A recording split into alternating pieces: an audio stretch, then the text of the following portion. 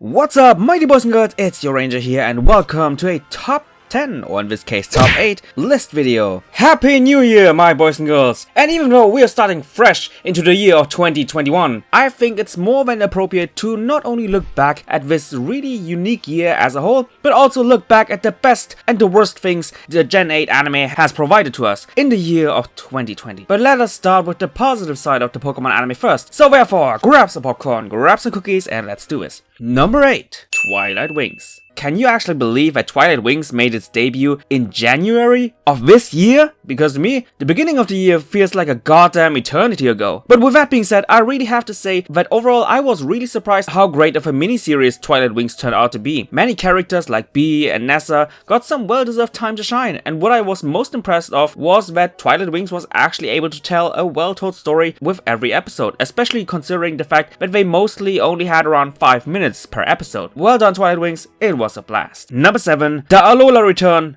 That surprised me, aka the Sun and Moon anime of my dreams. Before this episode aired, many people asked me why I was so harsh on Sun and Moon and what kind of expectations did I have for the Sun and Moon anime. If you would ask me those questions now, then I will just easily point to Pokemon Journeys episode 37. In that episode, they toned down the comedy, ridiculous facial expressions, and references to other media, and instead of that, they replaced that with great characterization in form of Go and decent storytelling. For example, with Koharu displaying his relationship to Ash while also trying to test out Go's friendship towards Ash. I honestly was really surprised, but yet at the same time so happy and totally amused by it. It showcased the potential that Sun and Moon could have had, and in actuality always had, if it just would have focused more. This is the Sun and Moon anime we could have had. And the fact that Pokemon Journeys showed Sun and Moon how to do a proper Sun and Moon episode, you know, if there ever was a mic drop moment in the Pokemon anime in 2020, that is the one. Number 6, Ash vs Corrinna, the rematch. On the one hand, it was still a really great battle from both an execution and animation point of view, and I also loved how Ash once again combined his very unique and unpredictable battle style with actual game mechanics,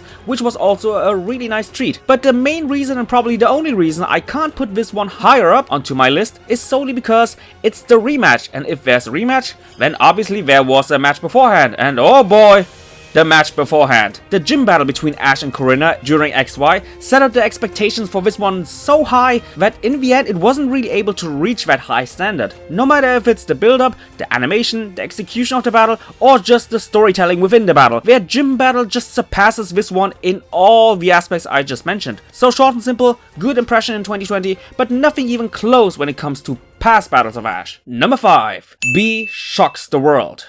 Before watching Bee's debut in the anime, the only thing I knew about her was based on Twilight Wings, and in that one, Bee is characterized as a hardworking girl who also has a soft side about her. But by the time she enters the main anime, oh boy, he or she's displayed as this cold and stoic personality who showed no emotions and no reactions towards our happy-go-lucky Ash, even to the point where she didn't even recognize his existence and only remembered him as the Riolu trainer.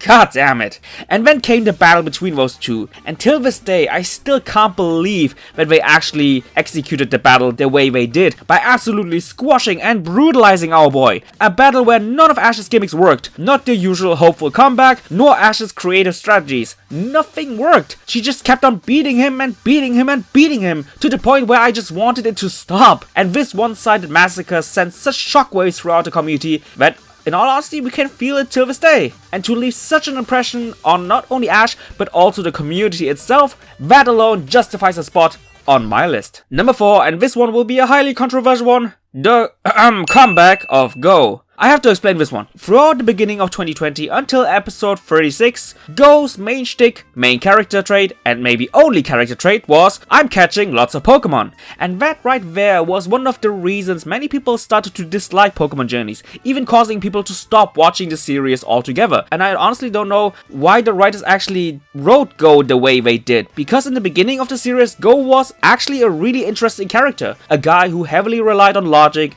analysis, and his own philosophy philosophy, which was the perfect contrast to Ash's free spirit. But at the same time, he can also get really emotional when something traumatizing has happened to him, and he can also admit when he's wrong, and he learns and improves from that failures. But after this really promising beginning, for a long time he was nothing more than a Pokemon Go advertisement on two legs. But then, I don't know exactly what happened, but something must have happened in the background of the anime where they suddenly decided that Go, as he was at that moment, he can't go on like that. So what did they do? They gave him back what made him special. When Ash was down after his loss against Bee, Go decided to help his friend by breaking out of Pokemon Go being his main character trait, and instead he not only focused on his analysis and intellect again, but most importantly he found something new. He found out that if he keeps his cool and analyzes his situation, he has latent inner talent as a Pokemon trainer. And after episode 36, his inner latent talent, his overall character and his philosophy improved more and more. We have seen it during the Alola episode, during the Zapdos encounter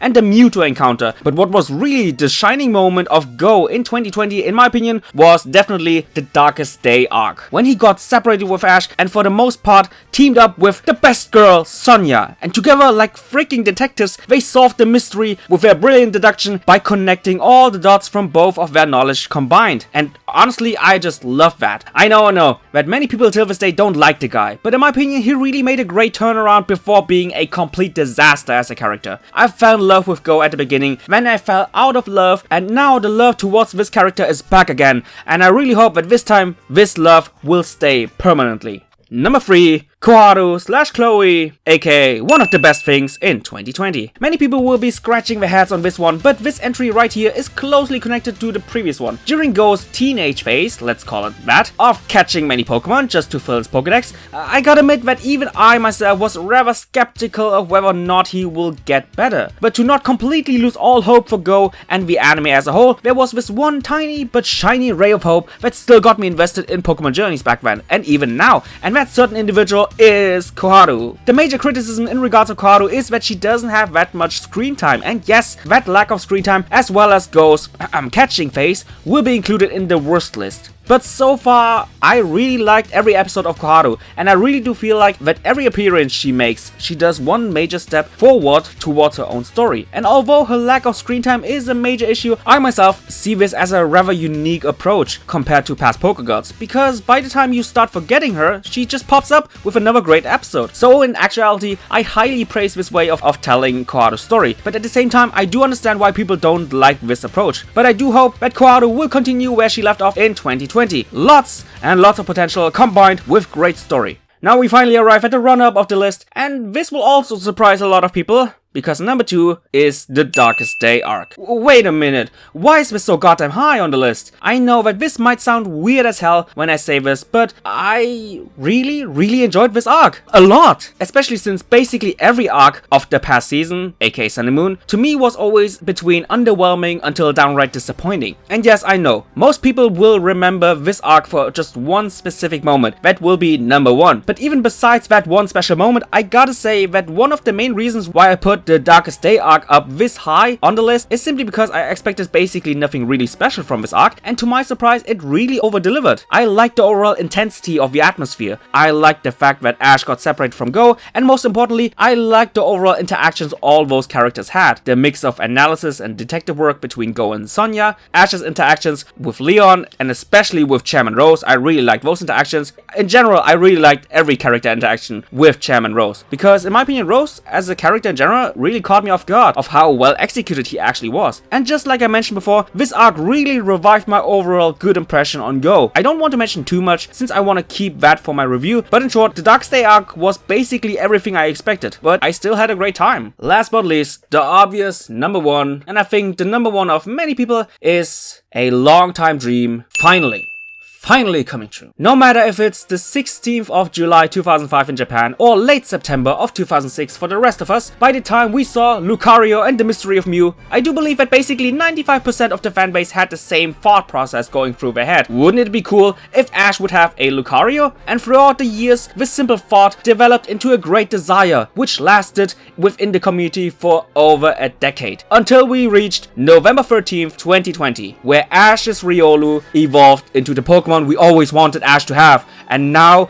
he finally has it. And I'll be honest man, I did hold back some tears. But seriously, I also just love everything they did before the actual evolution, by establishing really early on how special the connection between Ash and Riolu was, with the anime even going so far to tell the story that Ash has been chosen as Riolu's partner even before it was born. And the whole concept of them communicating with the aura ability makes this partnership even so much more special, and in many ways reminded me a lot of Ash's special bond with Greninja. Till this day, I'm so happy how everything in regards of Ash and Riolu turned out, and now Lucario joins the ranks of Ash's aces, and that is something we have been waiting for so long. Pokemon Journeys, thank you so much for such awesome moments in 2020. Anyway guys, that is my list of the best moments. What is your opinion on my picks? Tell me, and just like always, I see you guys in the comments down below. Bye guys!